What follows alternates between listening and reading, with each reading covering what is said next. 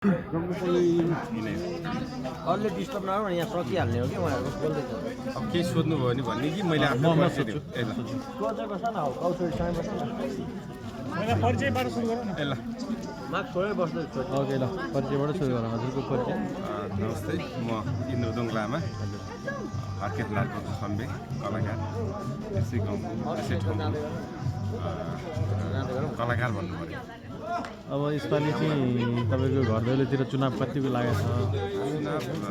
वास्तवमा भन्नुपर्दाखेरि यो 84मा हुने चुनाव 82मा आएर एकदम सबैजना आतुर भएको छ हजुर नयाँ केही चाह्यो भनेर आतुर भएको छ नयाँ त नयाँ कस्तो नयाँ भन्ने पनि हुन्छ अब मेरो विचारमा मेरो बुझाइमा चाहिँ हामीले अब ढिलो गर्नुहुन्न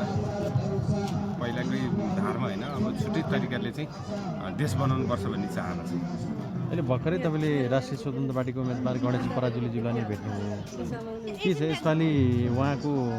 कार्यकाल हेरी विचार छ कि छैन के छ यस्तो छ योभन्दा अगाडि पनि हामीले नै उहाँलाई जिताएको होइन अब आउने त्यतिखेर अब भने जस्तो समय मिलेन होइन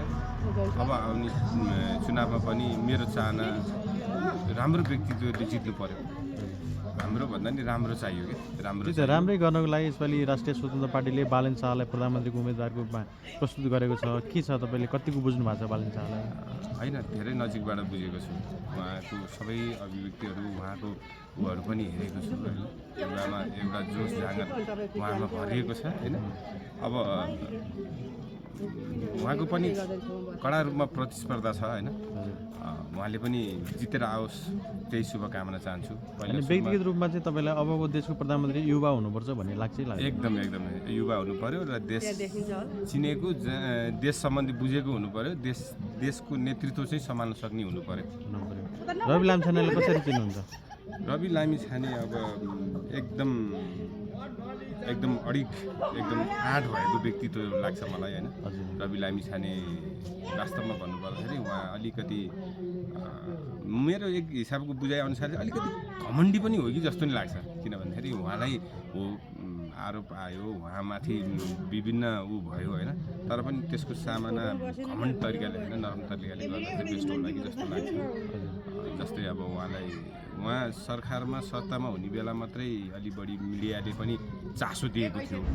अनि उहाँलाई मिडियाले चासो दियो भने चाहिँ उहाँ मिडियामाथि नै खनिँदा त मलाई अलिकति मजा आइरहेको छैन म मिडियाकर्मीको हिसाबले हेर्दाखेरि चाहिँ र उहाँ चाहिँ एउटा देशको व्यक्तिले नेतृत्वको हिसाबले चाहिँ हेर्नुपर्छ जस्तो लाग्छ है हजुरको सुझाव त्यो चाहिँ मेरो चाहिँ एकदम समग्रमा अब चुनाव आउँदैछ लगभग नजिक छ हामी 8-10 दिनको नजिकमा छौँ समग्र युवाहरूलाई के भन्न चाहनुहुन्छ